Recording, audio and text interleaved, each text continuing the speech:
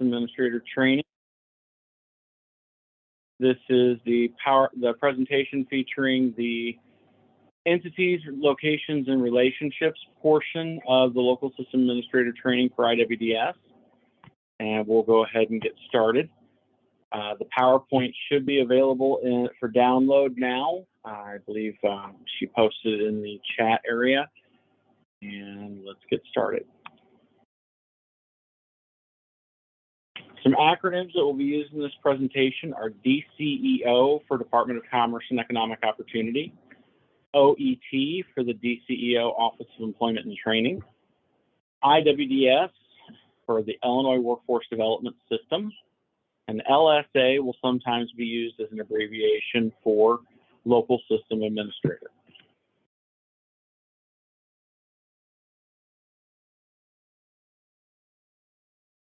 This is a simple diagram kind of outlining how to think about these particular items. There's one entity that will have a singular FEIN number, but that one entity can have multiple locations under it where it's doing business.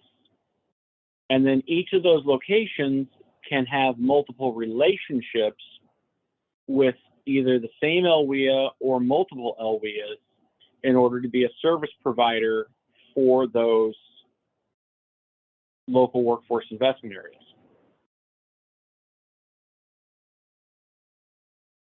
So an entity is a business or organization unit, each with its own unique FEIN number. Two or more businesses can have the same name, but different FEINs.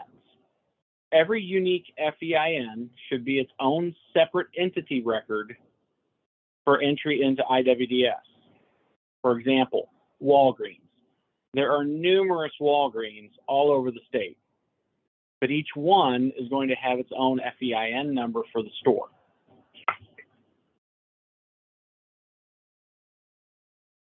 Now, some of the stores may be owned by the same organization. If they have the same FEIN numbers, then they would be locations under the one entity FEIN. So what the thing to ask and the thing to do when you're entering a brand new service provider is you always check the FEIN. If the FEIN is already in the system, then that is now a new location for that existing entity. So the location is a geographical address from which an entity provides goods and services to the public. Or in this case, it would be where the entity is providing provider services to the LWIAs. And one entity can have multiple locations that all use the same FEIN number.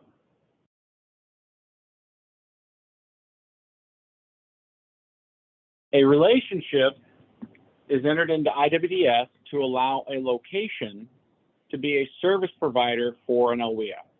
One relationship can cover multiple titles, 1A, 1D, 1Y, trade, or etc.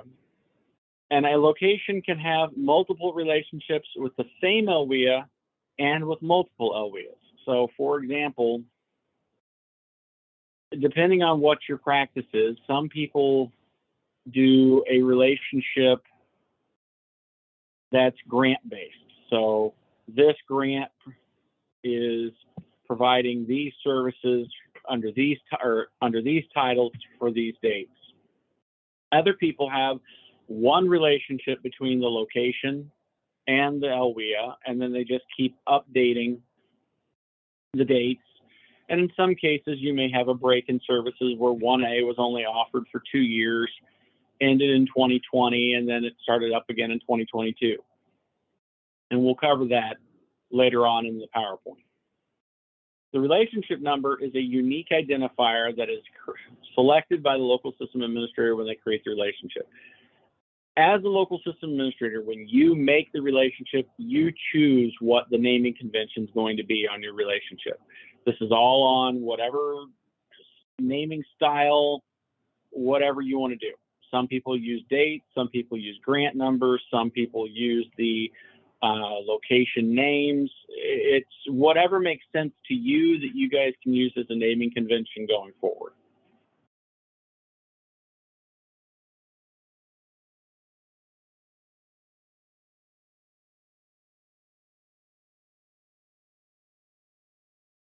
Now, as a local system administrator, whatever person is going to be taking care of your entity maintenance and your locations and your contacts, your relationships, these are the user roles they have to have in IWDS.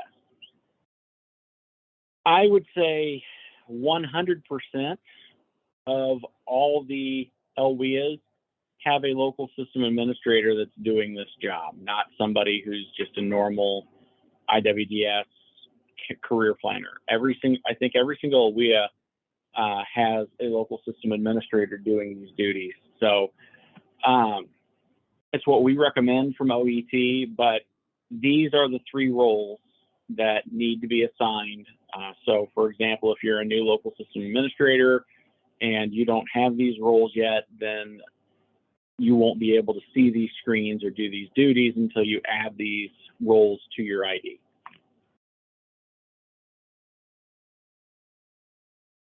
So we're going to start from scratch, entering a company into IWDS.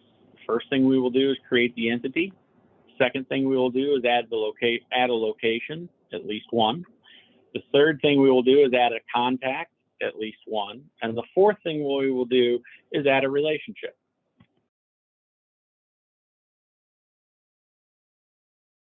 Now, when it comes to training programs, that's something which I don't cover. That's something that comes from the performance unit with Paula Berry and Mark Burgess. So if that's something you're wanting to learn more about when this is over, I would reach out to Paula Berry and tell her that you are wanting to get some training or assistance with training programs, and that's something that their unit will have to put together for you. So, creating the entity in IWDS. First thing you're going to do, it's very much like entering a client into IWDS. You need to make sure that they're not already in the system. So, what we're going to do is we're going to go down here on the menu. There's a whole section called Entity Information. If you have the correct roles, this will be on your IWDS main screen under your different menus from the menu page. So we are going to we're going to click on Search Entity, and there are 4 different ways to search for the entity. Any combination will work for the search. You can make it very restrictive by putting something in all of them or some of them or just one of them. So the entity name is the name that the entity is under. Now, just for the sake of argument, just keep in mind that the name of the entity may not always be the name of the business. For example, here in Springfield, for the longest time, McGraw Enterprises owned several McDonald's. So the entity would actually have been McGraw Enterprises, because that's the FEIN number is under. And then under the locations, it would have had the 4 different McDonald's that McGraw owned and was operating and doing business out of using those FEINs. So entity name might not be the actual location name. They may be different. The FEIN number is probably the easiest thing to search by to guarantee that you're not entering duplicate information. If you have the FEIN of the business, I always recommend searching for the FEIN and having that be your only item that you're using to search by. The agency type in the drop-down, if, for example, if you're just looking to see what things in your area, what entities you have in your LWIA that are these different types of agencies, this is a good way to just familiarize yourself with what's available out there and what is and hasn't been entered. You might find that there's some things that need to be cleaned up, that maybe there's some relationships out there that have open ends on them for businesses that have closed.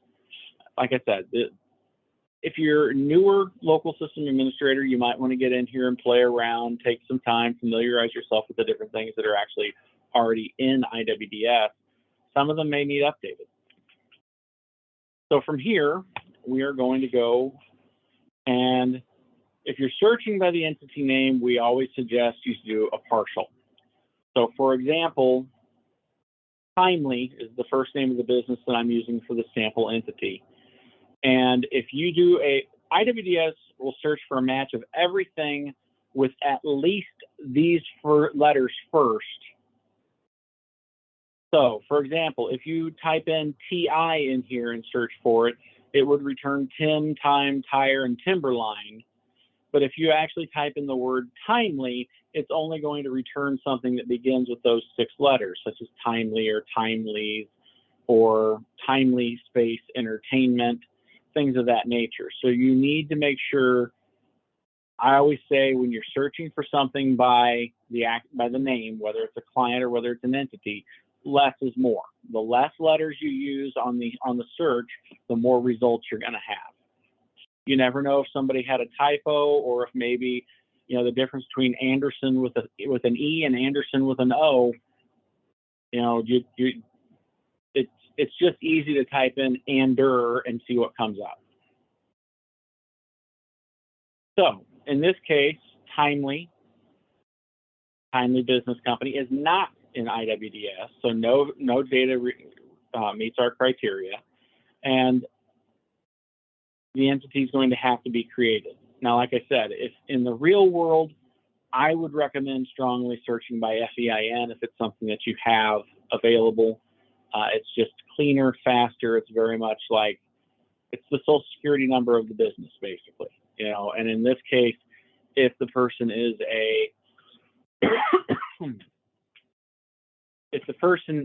a sole proprietor, they may have actually used their actual social security number as the item for the entity as well. So on the Add Entity page, anything marked with a red asterisk is required in order to save the letter. So if you do not have the FEIN or the agency type or the entity name, you're not going to be able to save the entity. You may as well just go find that information, come back, start over.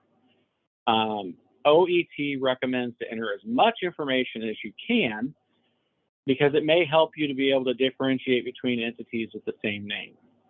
So, for example, if you've got the website URL, or if you've got some of this other information here that you can enter, especially this doing business as, like we talked about, McGraw Enterprises is doing business as McDonald's, or at least they used to, until they recently sold all their stores.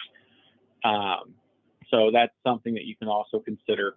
But the more information you're able to put in here, the easier it will be for you to differentiate between entities that have same or similar names. Now, we're going to enter the name of the business as Timely Business Company. We have an FEIN number here, and their agency type is a business. This is the minimum amount of information you have to have in order to be able to create the entity. So we save the entity, and you see up here the informational message says the record has been added. So the entity is now saved. Now, in order to do anything with the entity, you're going to have at least one location, which is why it automatically takes you to the Add Location screen for the Timely Business Company entity. So now the location name can be completely different than the entity name. It all just depends on what information you have at hand. You could have an umbrella company that owns multiple companies underneath it that have different names.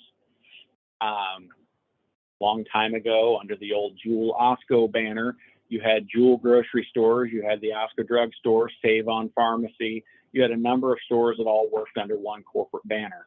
It's a similar situation here. You could have an entity name that has multiple businesses under it, multiple locations that have different names than the entity itself, that all use the same FEIN. So we're going to need to enter one location in order to be able to create a relationship. So the location information that's going to be required is the location name, the address, and this is the physical address where they are doing business, not the location of the entity. This is the location where they're doing business from.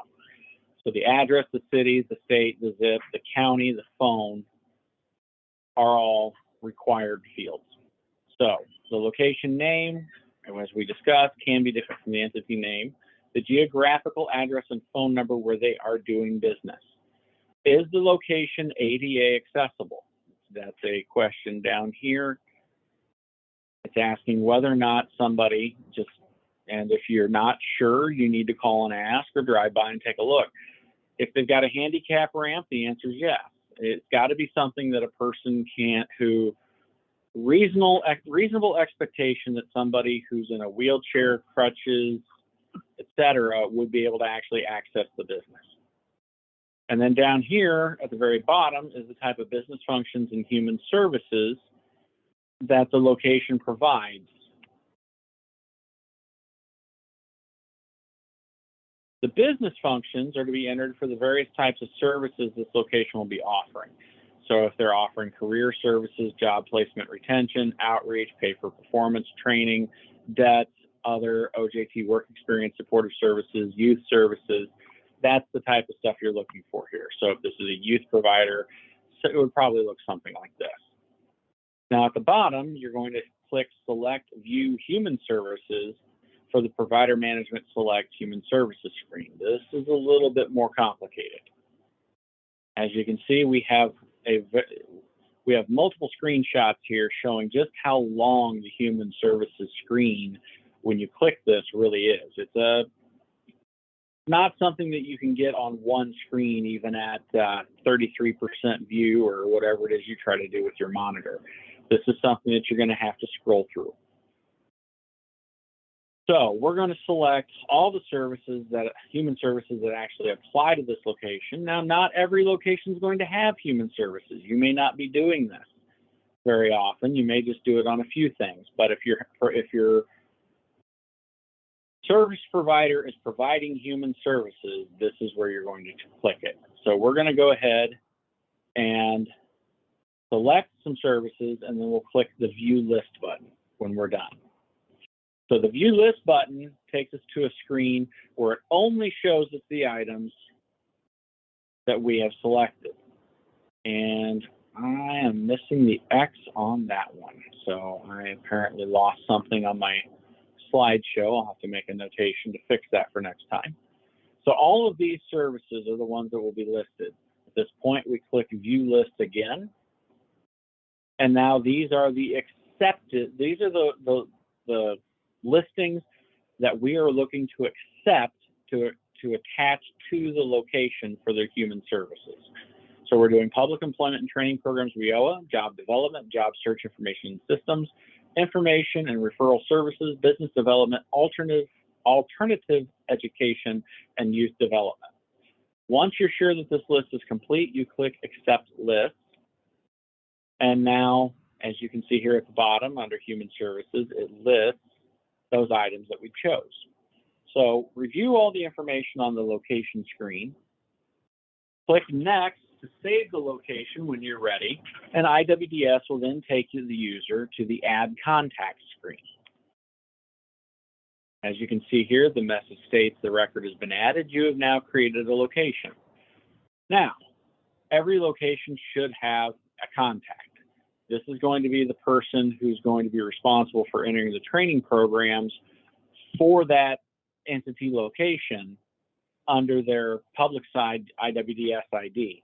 And now I know there are a couple of LWIAs that prefer to enter everything themselves, so they may not necessarily do this practice, but I would say that 85–90% of you out there have the contacts listed and have the businesses themselves do the training programs for approval.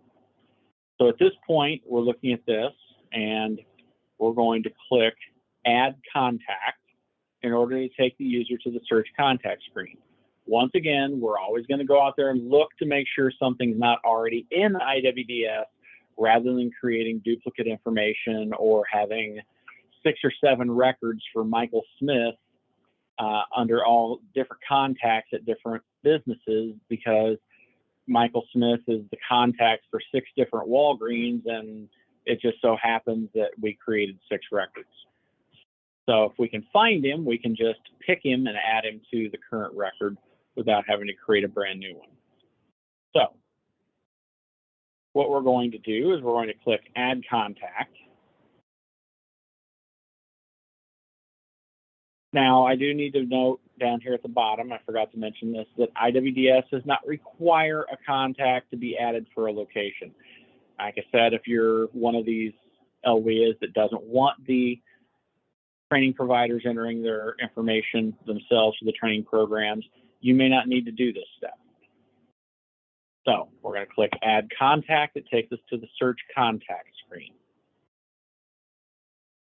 You can use any of the following fields to search for the contact.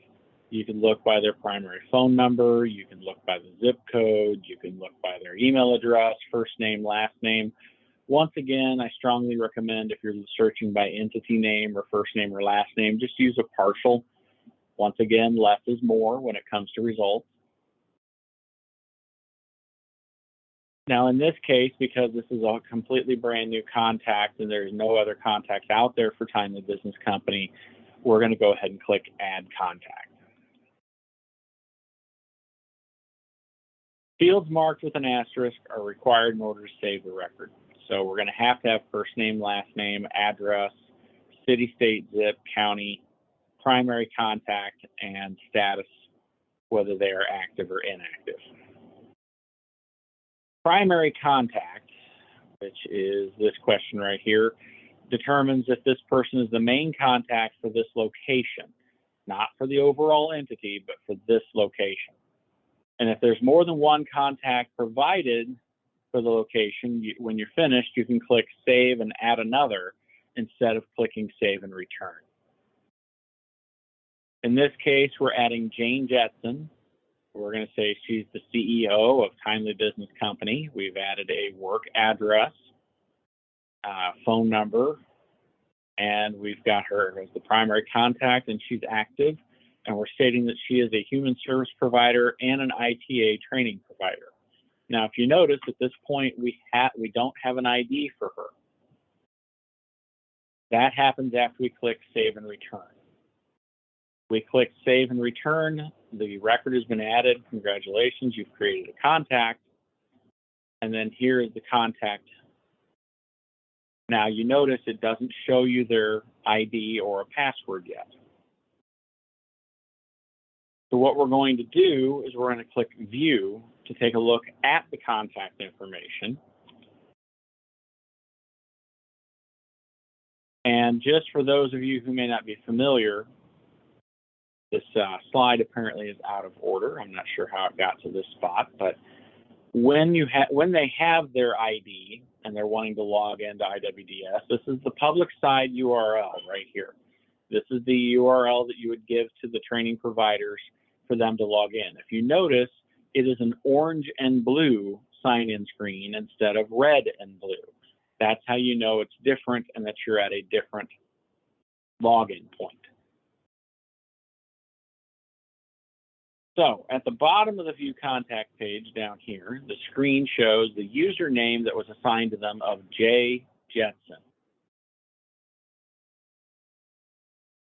Now, this is the ID that you're going to provide to them if you're wanting them to be able to log into that public side URL where they would be able to enter the different training programs for their location.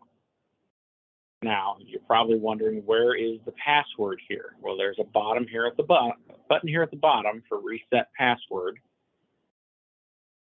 And you're going to click that in order to create their first temporary password. So when you do that, this information message box comes up and it gives a new user password of 7-digit number, 8475634 in this case, randomly assigned. So you're going to give them the username of J. Jetson, you're going to give them this temporary password, and the URL for the public side login. Those are the 3 pieces of information they will need. Then they will be able to log in to the public side of the IWDS system.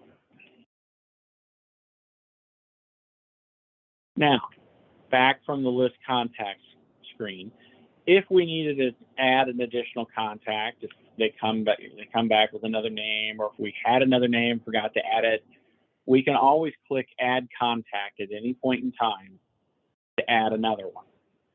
Now, from this point, in the brand new creation of Timely Business Company as an entity and a location and a contact in IWDS, the next step is to create a relationship.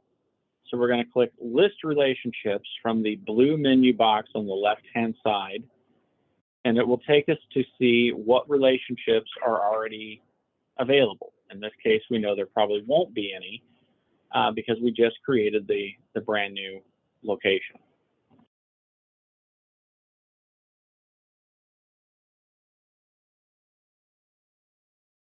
Now, this is something that, before we get into the relationships, I was asked by Jim Potts and Paula Berry to discuss this today. I wasn't really sure where it fit into the process of the creating an entity location relationship, so I'm kind of using it as a breaking point between. The LWIA point of contact for the training providers is something that we discovered hadn't been getting updated in IWDS. We had some people who were listed as the point of contact for the LWIA, and they've been gone 8 years, 9 years, 10 years. A couple of them just recently retired. So I know that Jim and Paula have been reaching out to you guys, trying to get things caught up and updated. Now, this is not something that you're able to update yourselves, but it's something that you need to be aware of so that you can go out there and look maybe once a year to make sure that the information's up to date. And if somebody retires, especially then to make sure that it's not their name that used to be the point of contact. So for this case, we're going to take a look under New Providers, just because it's the simplest way to try to get this information to show. So from the public side URL, we click New Providers. And at this point, we enter a zip code that's somewhere in your LWIA so that it will return the data for your LWIA. In this case, I use the zip code for Springfield, Illinois, 62701, which is the zip code for DCEO in Springfield. And it returned Land of Lincoln Workforce Alliance. That was the address for them on South 9th Street. And I just put in John Doe, a phone number, and an email. If this is my LWIA and John Doe is no longer there, then you would need to send an email to Paula Berry with the performance unit and tell her that this information has changed and it needs to be updated for contact of Mary Sue, or we renamed the LWIA, it's now the Springfield Workforce Alliance, or we've moved and it's no longer on South 9th, now it's on Dirksen Parkway. Whatever has changed on this page, you need to email that information to Paula Berry in order for DCEO to update the information in the IWDS system. Okay. Now, going back to the relationships portion. From the relationships, what we're looking at is that newly created entities and the locations for them are not going to have existing relationships between them and the LWIA. When you click Add Relationship, it's going to take you to the search location screens. You're going to have to pick what location is going to be assigned. So you can't have a relationship with multiple locations and the LWIA as one thing. You're going to have to create, so if they have 5 locations and they're providing services out of all 5 of them, you're going to need 5 separate relationships. So in this case, we're going to search for the location that needs to be set up as the relationship. We're going to use a partial name to search for the entity name. We know it's Timely Business Company, so we're just going to put in Timely. And if you have the address information, you could put that in to try to limit down the number of results. Personally, I prefer having more results and scrolling through to find the one that I want. So in this case, we're just going to use the partial name of Timely, and we're going to click Search.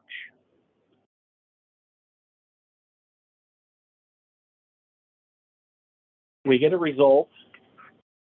There's one location in IWDS for Timely Business Company, the one that we created at 500 East Monroe in Springfield, Illinois.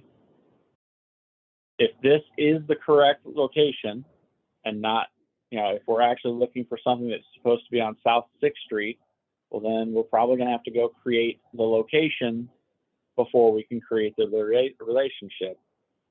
We can only enter a relationship with a location that already exists in IWDS.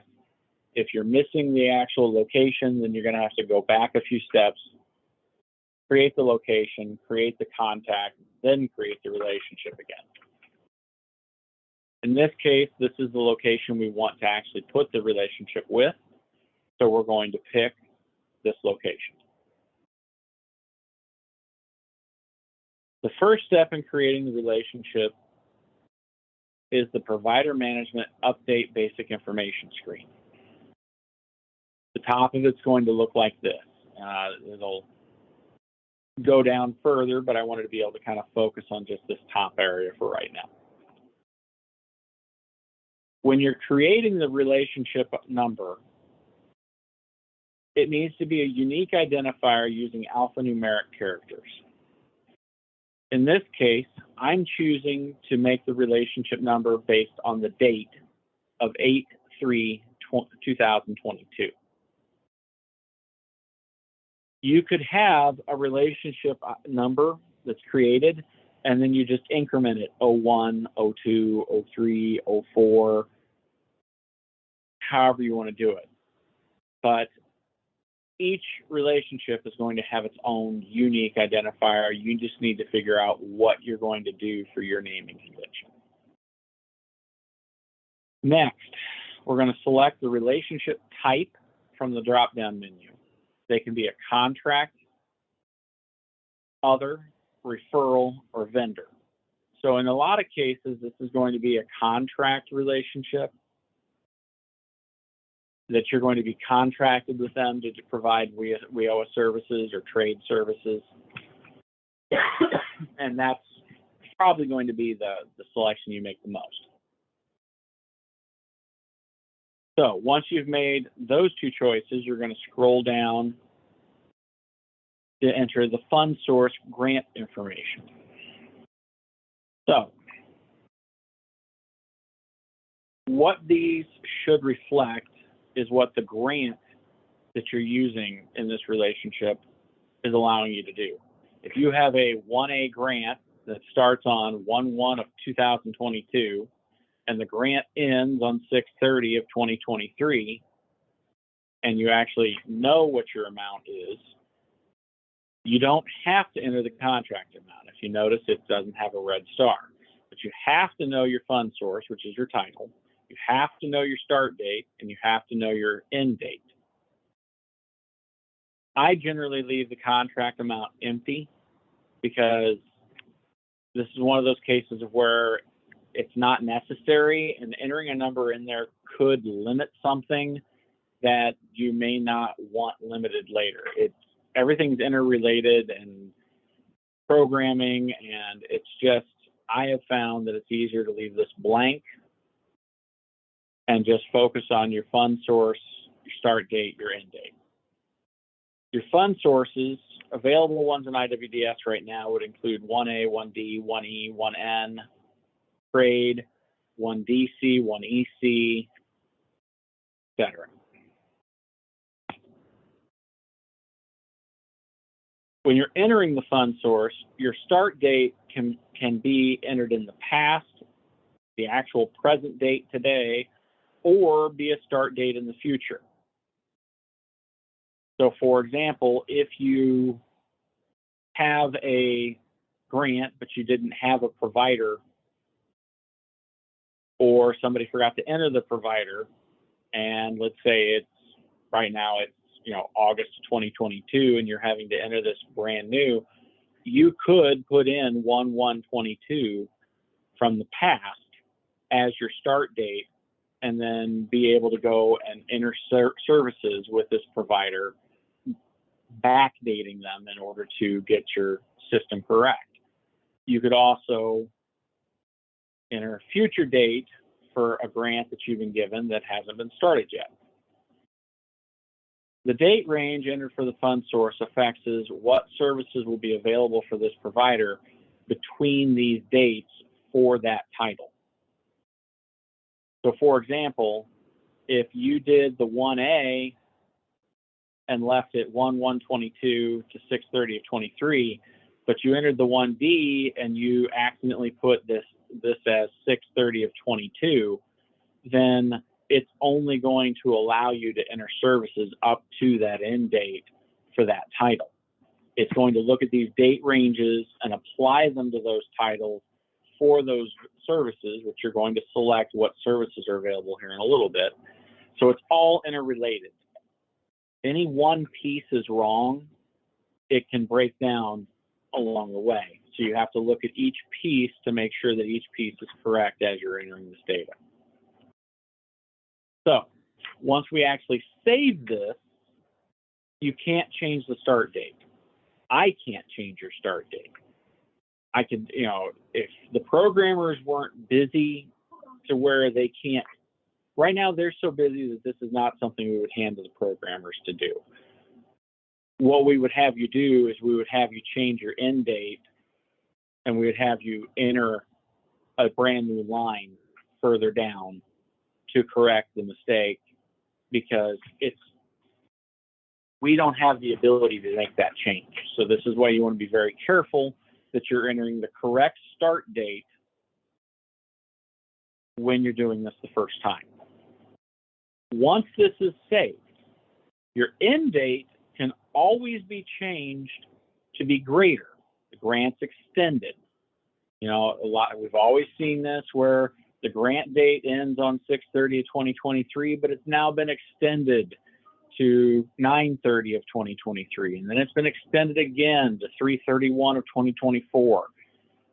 You just go in here and you can change your end date to make it bigger, to make it greater, more into the future, but you can never take an end date that you've saved and make it shorter. So for example, if something happens in the WIOA grant should have been ended on 12/31 of 22 instead of 6/30 of 23, that's not a change that you're going to be able to make. That's something you'll have to contact your IWDS System Administrator, me or Jim Potts, for us to make a correction.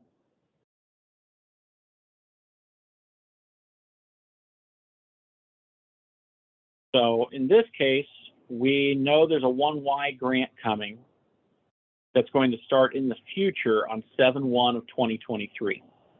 We can go ahead and enter that data now, even though it's in the future, rather than waiting to do it next July. Because it's not going to take effect in the IWDS system until it's between these date ranges here. So in this case, we have a 1A and a 1D with this relationship that both end on 6/30 of 23, and now we've entered a future grant of 1Y that runs from July of 23 to June of 24. When we're ready, we click Next to move off the fund source information and go into the program activities. At this point, because it's a brand new relationship, we have not selected what program activities are going to be available for each title, 1A, 1D, 1Y, trade. You're going to have to select those for each one of these individual titles that you've listed in the fund sources. Now, this is where you need to be a little bit careful. IWDS used to have core services, intensive service, career services, or core, intensive, and training. Core and intensive were combined into career services several years ago, but they're still here in the hardwired section. We've talked about maybe making those invisible to where the user can't see it, but it's actually been a lot more complicated than what we had hoped. So the best thing that we can do is in training, like right now, I tell you, just make sure you're not putting anything under core or intensive, because those are no longer options for your type of services. You need to make sure you're looking at your career and training. So for example, we have 1A, WIOA, our date range, career. 1A, WIOA, our date range, training. And when we go down here, we've got 1D with the date range, career. 1D, the date range, training.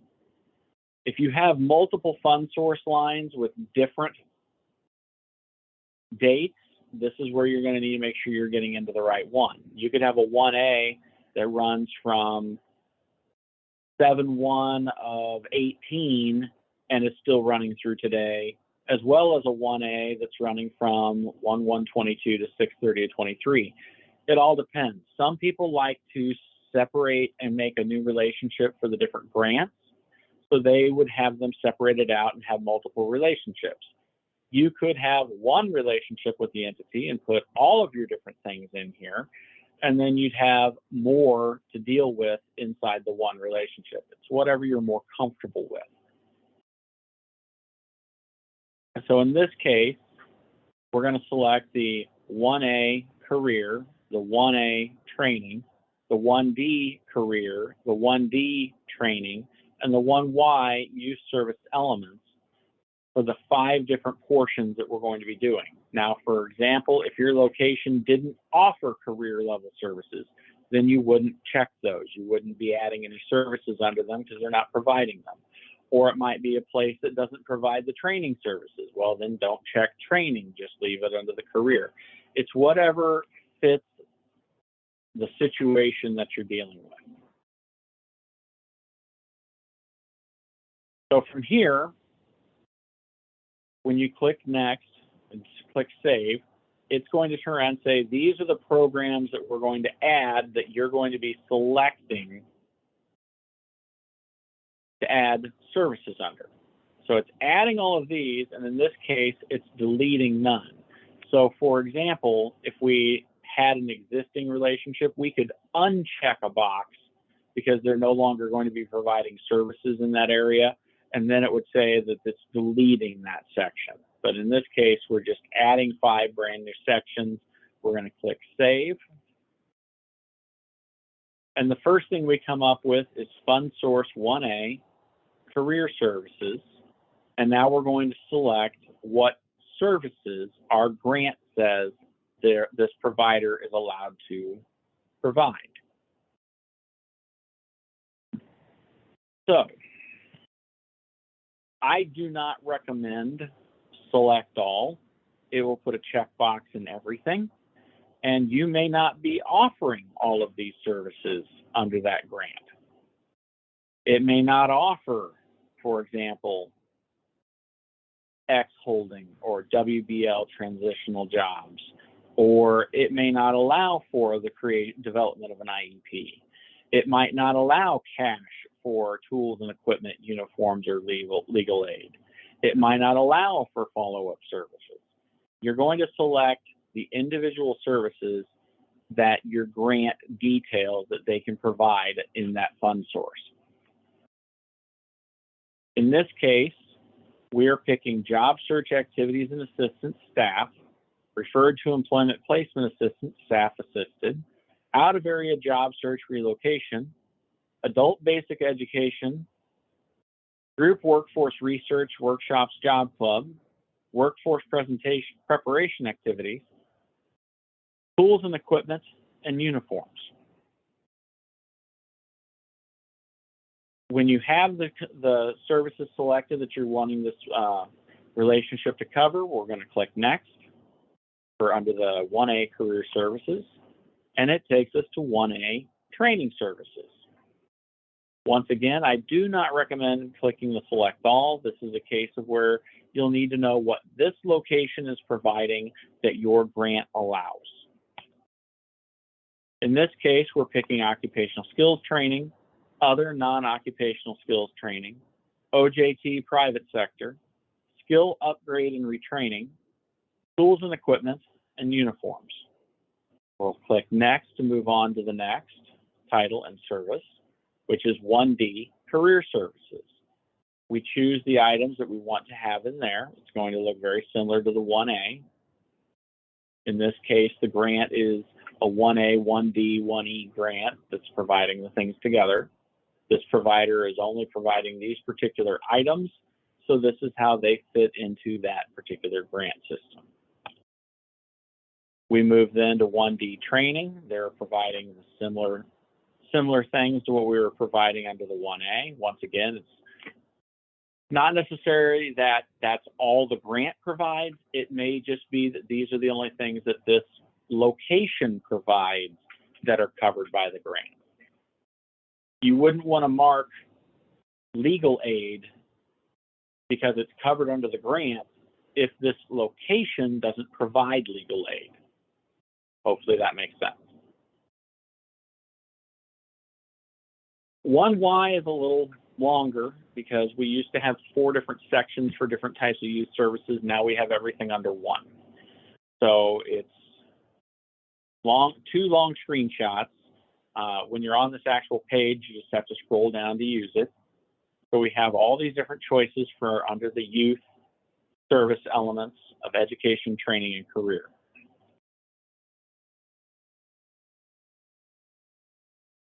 Now, when we're done selecting the ones in the youth, which I'm currently missing a slide, we then move on and it gives us a summary page telling us everything we've selected under the different fund sources. And here are the items that we selected for that youth fund source. When we review all of this and we are comfortable with these choices and we feel that they are correct, then we'll click the return in order to save the choices. If we are happy with everything, that's great. If we're not, if we feel like we missed something, we can always click update to go into the individual one and add it.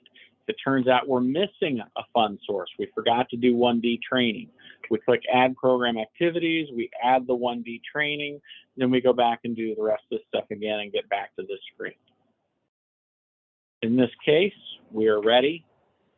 And it takes us to where we can update the SIP codes. Now, I know there are 1 or 2 LWIAs out there who actually put the SIP codes in, which then limits the services to things that are connected to the particular SIP codes they put in. This is another case where I recommend to leave this blank. It can cause some issues with the different services that are available to your clients when you're trying to enter them. Once again, everything's interconnected. It's a programming issue. If you leave it blank here, you just make sure you're getting it right there, is the best advice I can give.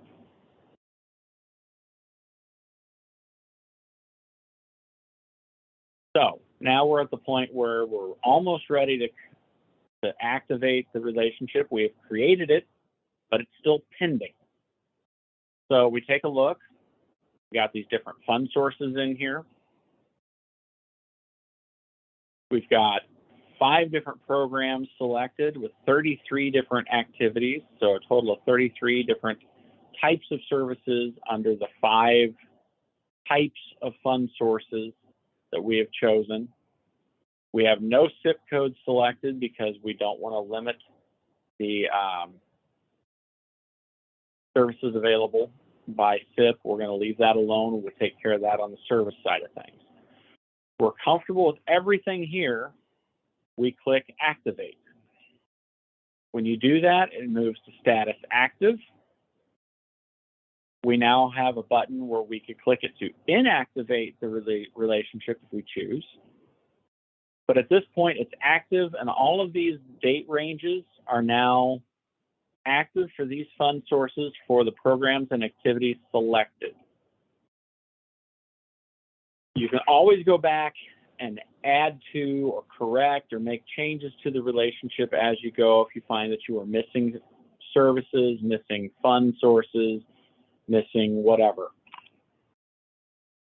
So now we're going to enter a service just to kind of give you an idea how this relates back to the client.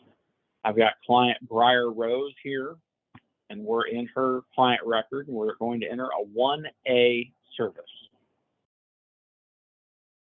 And in this case, we're going to choose 1A training service with a start date of 2/1/2022. Now, once again, this is going to be in range because our range started on 1/1/22. If the relationship started on 3/1/2022, this would be outside the range and it would not work. So in the training services, we're going to choose that it's an occupational skills training. We're going to say, is it ITA funded or contract funded? One or the other. It's either ITA yes or contract yes. One will be yes, one will be no. In this case, it's an ITA funded training, so it's yes here and no on the contract. Then we click next. As we enter this, we make sure our grant is correct. And so the green related, and then we click search providers. This is where that relationship that you created comes into play. You can search by the relationship name or number. I always just click show all and then pick it. So I'm going to click show all because that's how I'm used to doing this. And it's going to give me a list, and it's going to list 3 at a time. So I have 4 pages of vendors to pick from. And you just click the next page or previous page to get to where you're going. So in this case, Timely Business Companies on page 4, but you could have multiple entries of Timely Business Company listed. You look for the provider name and the relationship ID. This is the name of the company I'm looking for. This is the relationship that I'm looking for. I'm going to pick this one to select it. So now the provider relationship number and the business name are here under search providers, and this is how the relationship works. So the service was in the relationship, in the right title, the fund source, and the service is within the date range for the active services of that title in the relationship. So all of that has to happen for this provider to show up to be something you can select. If your provider is not showing up in the service dropdown, these are the first things you're going to troubleshoot. You want to make sure that it's the right title, the right date range, and that the service is selected inside that program activities. All of that has to happen to make the magic work for this to show up as a provider in this service for this client in your OWIA. Now, every OWIA across the state should have at least one local system administrator that has the responsibility for maintaining your provider entity relationships. Somebody's got to go in there and make sure that they are extending the relationships when the grants get extended. You have all kinds of different theories on how to do this the right way. But each local system administrator for the OWIA who's responsible should establish and maintain the schedule for updating the relationship end dates. Here's some of the different ways that I've heard the different OWIAs are doing this. Some people do it at the end of program year. Whatever your program year is, if you're running July to June, some of these people, some of the OWIAs are at the end of June every year, they go through and they make sure the relationships are updated for the following program year. Could be that your program year runs March to February. Believe it or not, that is the program year that the city of Springfield uses. Not something I hear very often. March 1st being the start of the year and February 28th or 29th, depending on the year, is the end of program year. Whatever your program year is, this is one option. End of calendar year. Some of the OWIAs like to do this. It's a nice thing for the local system administrator to do during the last 2 weeks of December, when due to Christmas and vacations and other things going on because of the holidays, maybe you're a little slower at this time. So it's a good time for you to go through and do some maintenance projects. End of calendar year works out, stays the same every year, just like end of program year. If it works for you, great. Some LWIAs go twice a year. They schedule to review half the relationships in June and half in December, and then make the extensions or endings that they need to do at that point. Some think there's only one or two of you out there that do this. Do it quarterly, or at least say you do it quarterly, and you're in there doing it at the end of March, June, September, and December, making changes to your relationships.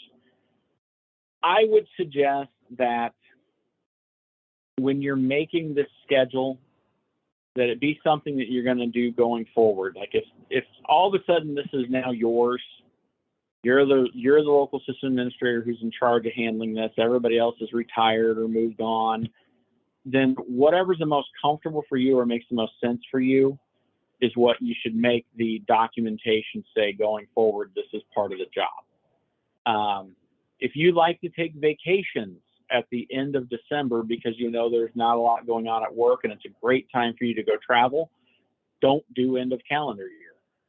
If you know that your busy time of year, that you've got all kinds of reports and things to prepare at the end of your program year, and that you've got presentations you have to give to your local workforce board or to your director, then don't schedule this for the end of your program year.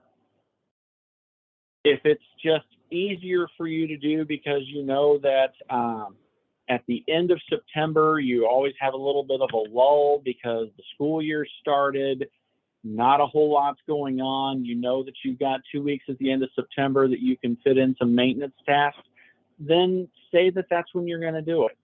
It's whatever makes the most sense for you that you can maintain on an annual basis going forward. There is no wrong answer other than not doing it. Occasionally, we will get times where people call in for either me or Jim Potts, and I'm trying to enter this service and I can't do it. It won't work. Well, in the course of troubleshooting, we realized you didn't update your relationship. It's September 15th that you're trying to enter as a start date for this service, but your relationship ended on 6/30 of 22 and you didn't extend it. So you have no active relationships in your LWIA for this provider right now. Oh, okay, easy fix. As soon as you fix that relationship, boom, all of a sudden your career planner can enter that service. That's what happens when you forget to do the maintenance. So this is just one of those things that for a lot of you guys, it's old hat. You've been doing this so long that, yeah, I'm a program year person. I'm a calendar year person.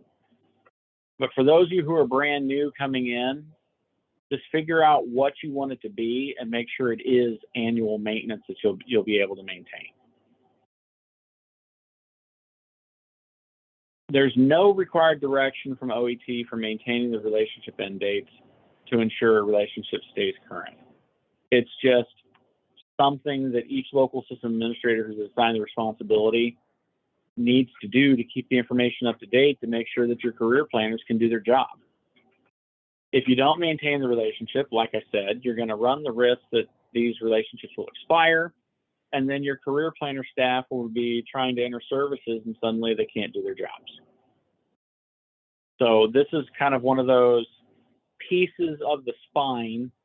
It may not be the entire spine, it may not be the entire backbone, but it's definitely a critical piece to make everything work. And believe it or not, we are done because at this point in time, I didn't see a whole lot of questions. Usually when I'm giving this particular training, there's a lot more questions or things along the way that take up some time, and we end up going through a few more examples of things. Is everybody comfortable with what I covered today? I know for some of you, this is brand new information and you're going to need to kind of take a look at it and play around with it and see what you are able to do with it in IWDS. We have a question. All right, Robert, go ahead and fire away.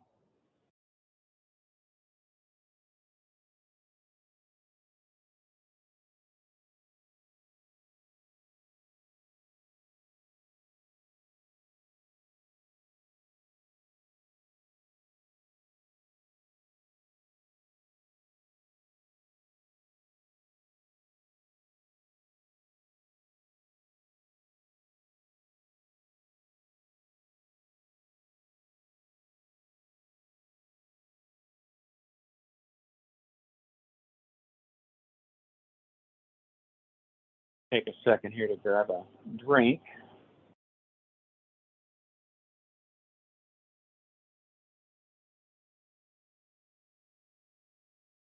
Okay, on the human services info, when is it a good time to enter this information on the training provider? Well, let me jump back a few screens here, and we'll go back to that human services section.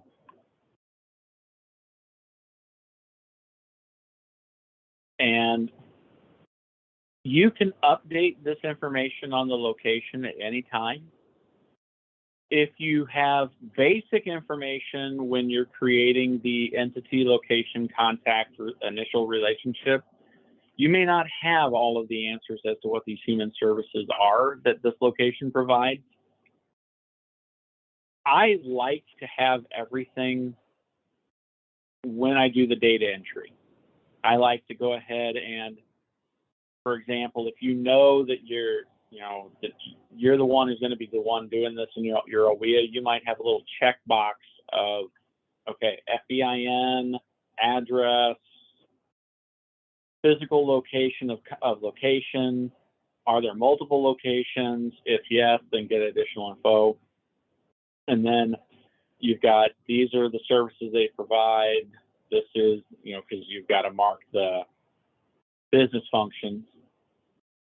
And then you might have a thing where you say these are the human services. You might actually go into IWDS and maybe print this sheet off and have it as something you can reference or fill out.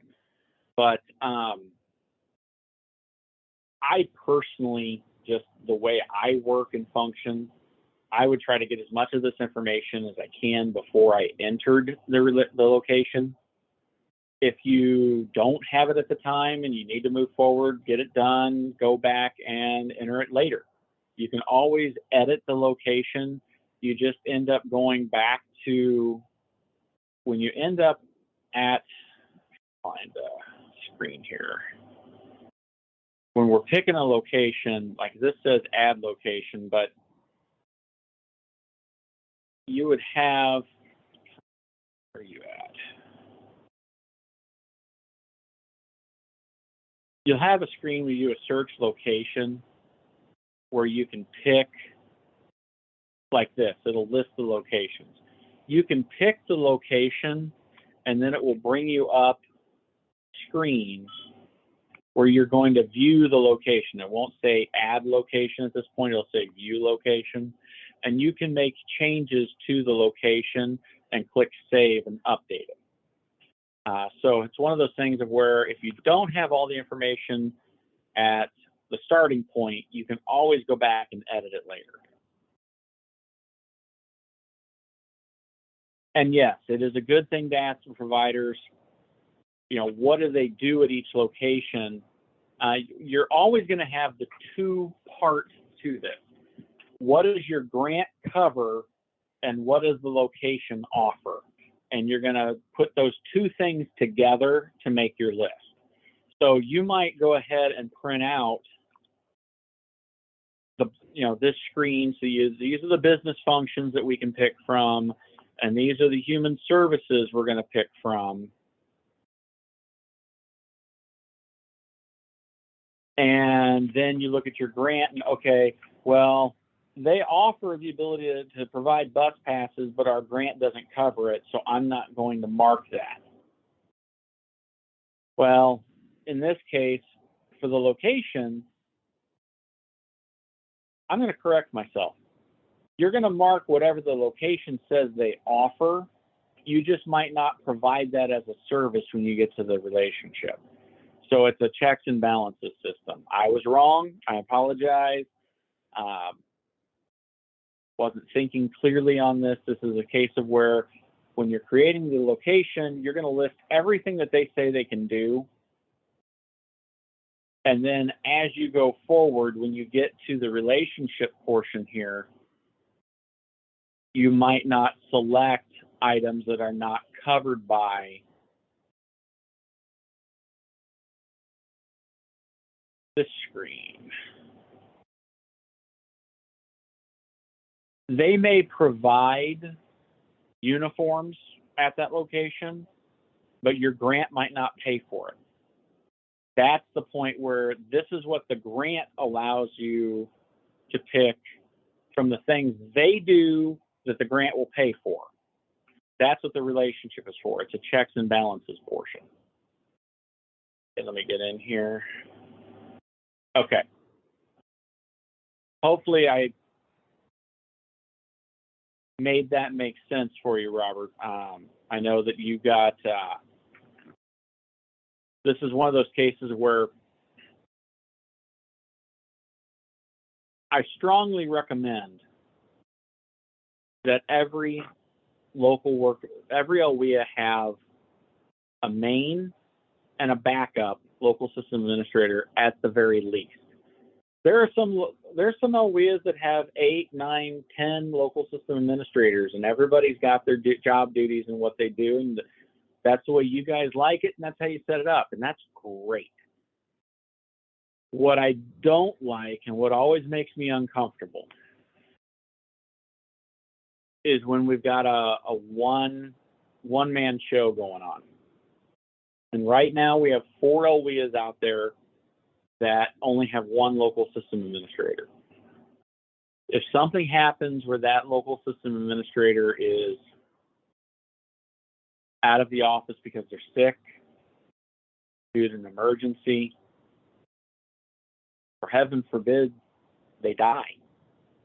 We've actually lost 2 different people who were local system administrators in a couple of different OWIAs in the last year who died unexpectedly. So you never know what's going to happen, and I hope nothing ever happens to any of you, but you should always have a backup person in the OWIA. So, for example, if the main OWIA local system administrator just happens to be out sick, then the backup person at least is there who can handle some of the other local system administrator duties. For example, someone needs their password reset, someone needs their IBIS reset, somebody needs a client looked at to have a correction made. I recommend having a backup, even if you don't use them very much. Have a second person in your OWIA who has the local system administrator role, who has the basic training of these 3 PowerPoints and knows that they can call Jim Potts, Chris Tylen, or Paula Berry for help. And because they're on that local system administrator list, they have the authority to ask for help. So, like I said,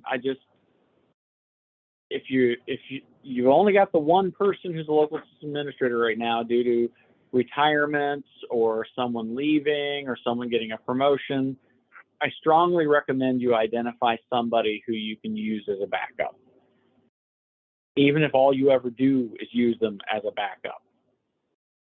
It can come in very handy. So, I think we kind of covered that for Robert. On the start date of the training change, once you've clicked save, you won't be able to change the start date. Neither will I, as a system administrator, can't change that start date either. So once you've got this date range in here and you've clicked save back here, once we click save the first time, these start dates are etched in stone. I can't go forward, I can't go backwards. This column doesn't change. This column, the end dates, we can always make them bigger. If they extend the grant, we just extend it a little bit. One thing that I would strongly recommend is that in the case of where if you've got something that you aren't sure what the end date's going to be necessarily, put something that's just a little bit in the future. We can always go bigger. We can't go smaller. So for example, in this thing here, if we were to enter trade, and trade was starting on 7/1 of 22, and we weren't sure if it was going to go past the next 3 months just because we're still waiting for what the government's going to do, then we'd put 9/30 of 22 in here, because we can always make it 12/31 of 22. We can always make it 3/31 of 2023. We can always make it bigger, but we can't make it smaller. So if we accidentally turn around and put 1/1 of 22 and we put 6/30 of 25 for the end date of the 1A, and our 1A grant ends on June of 23 and doesn't get extended, then we'd have a problem and we'd have to contact the IWDS system administrators, and either I would be able to make the change, which I'm not 100% positive I can change that once it's been saved. It may be something that I have to actually send to the programmers and ask them to make a SQL change to the database to change that data. So my recommendation, especially when you're in a relationship, is make sure that you're double check, triple check your information before you save it. I recommend having everything. If you got a notebook, if you got something that you're using for work purposes, maybe a notebook dedicated to the relationships might not be a bad idea for writing everything down and making sure everything's right and double checking it before you enter it from that paper. Or maybe you print some blank pages off of IWDS and fill them in with pencil and enter your data from there before you shred the physical copy.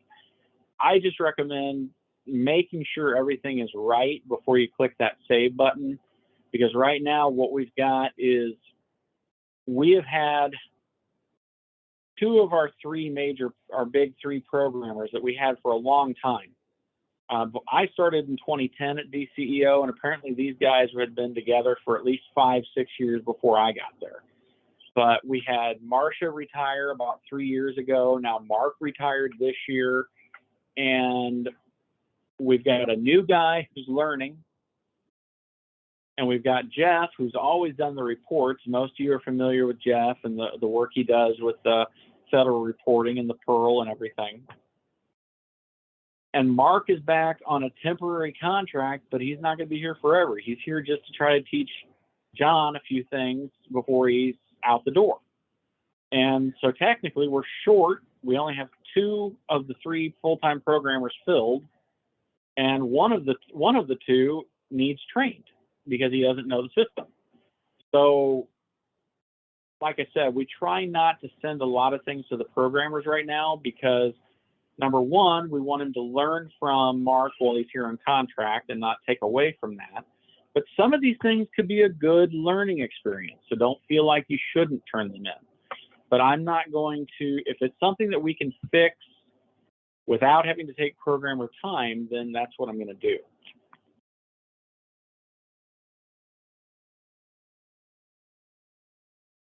Should you deactivate WNIF over the end date? And I assume you mean deactivate the whole relationship itself. You don't have to. If the end date has occurred and the grants are no longer getting extended, that would be a time that if you want to deactivate the relationship because you no longer need it, that's fine. But if you think that you've got a good relationship created here that you're able to work with and your people are used to seeing, you can always turn around and put a new fund source in there, because the choices, if I've got a good picture of how many, no, I don't have a screenshot of that. There's like 15 open spaces for different fund sources to be entered onto one relationship. So you guys should have plenty of room. But if you want to make these things, if your habit is that you're doing the relationships and you're making them grant specific, then yeah, you can deactivate the relationship and just make a new one for the new grant series and keep things clean and separated that way, if that's what makes sense to you for your OWIA. There's no right or wrong about that. You could have one relationship covering multiple grants with different lines that do the different grants until you run out of space on there and you've got all 15 lines filled in. Or you could do just, this grant covers these things and we're going to do them on here, and when this grant has ended and we're not extending it and we didn't get the next version of this grant, then we're going to end it because this grant series is over. That's fine.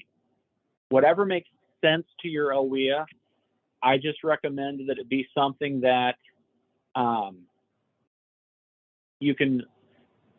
it needs to be something that you can explain to the person who's going to succeed you. That was something that somebody told me a long time ago when I wanted to change some things about how we did business at OET. I wanted to change the way that we did the IBIS passwords and the way we stored the data and the customer level information. And Jerry Snyder told me, she said, before you do it, make sure it's something that you can explain to the person who comes after you. So I recommend that as what you keep in mind whenever you decide how you're going to handle these relationships and things going forward. Now, Robert, you're asking about the contract amount on this screen. I always leave it blank on my test data that I create for testing in the test environment. I find that because the contract amount is not a required field, that leaving it blank seems to work better, that we don't run into an issue that, when the grant's extended, did it add more money or whatever? If you're more comfortable adding in a contract amount, you can, but I just recommend that it's not required. And I find that a lot of times when something's not required, that not creating a situation for another edit for the system to look at might be the easiest way to handle it. Because you could end up having something where the system's trying to run these numbers between the IEP, the cost of the service, the contract amount on the relationship. Leaving it blank, since it's not required, I recommend leaving it blank.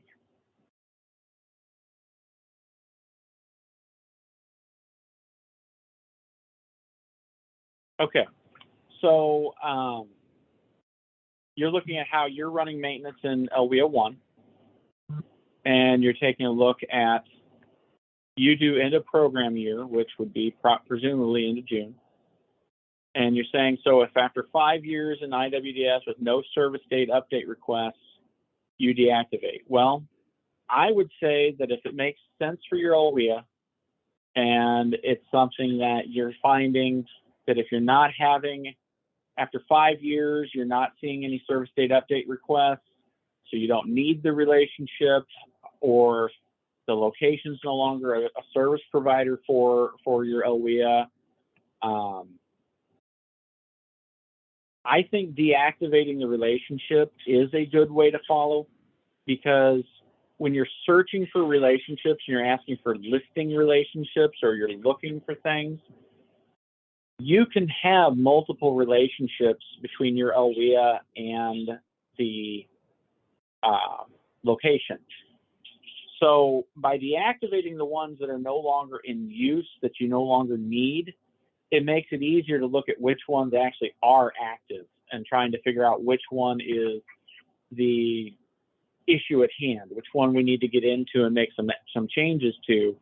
So if you've got 15 relationships between you and that location, and only one of them's not active, then you've got 14 of them you need to look at to see what the problem is if we're trying to troubleshoot. Whereas if you've got 15 relationships with this location and you've deactivated 9 of them because they're no longer needed, no longer being used, then that leaves us only 6 active relationships that we're going to look at to try to troubleshoot to figure out what your problem is for this service. So yes, I think it is a good policy to follow. And also, it's not hard to reactivate a relationship once you deactivate it. From this page right here, if something happens and you've deactivated a relationship and then you find out you actually need it, then all you do is, this will say inactive, this will say activate, and you click activate again, and you reactivate the relationship. Just like if you have an active relationship, you want to inactivate it, it's a click of one button. If you have an inactive and want to reactivate it, you just click the button. So it's not a hard thing to go back and forth. If you need to reactivate one that you found that you deactivated, it's an easy fix. So I would say it is a good policy to deactivate old relationships that are no longer needed. Like you said, you've been around a while in LWIA 1, you've been doing this for some time, and you're familiar with these relationships. You know that they haven't been touched since 2014, 2015, 2016. It could be a business that went out of business during the course of COVID, so you haven't had an active service with them since 2019. Unfortunately, we're going to have quite a few of those businesses that closed down in 2020 or 2021. Deactivating those relationships is a good policy. It's a good way to limit what the active ones would be if we're trying to troubleshoot a problem.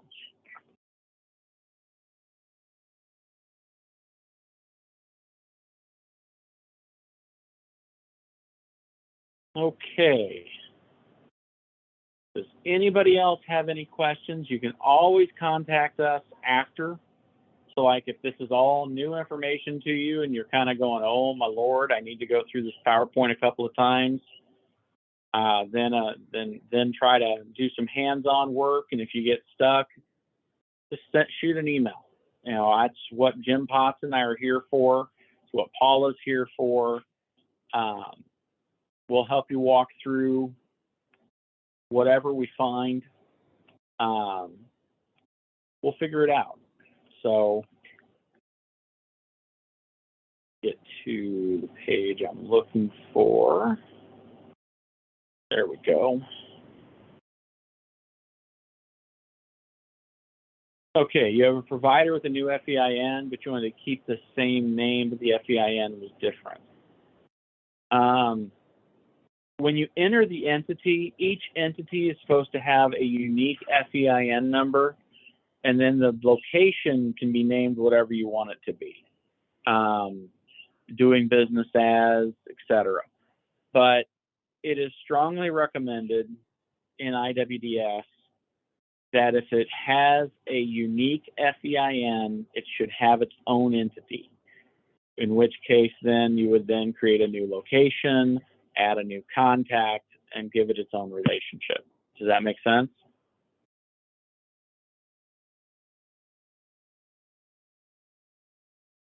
Now, if it's a case of where the entity itself, company name was different.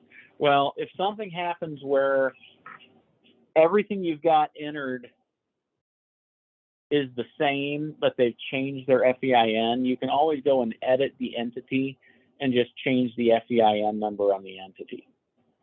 So like if they've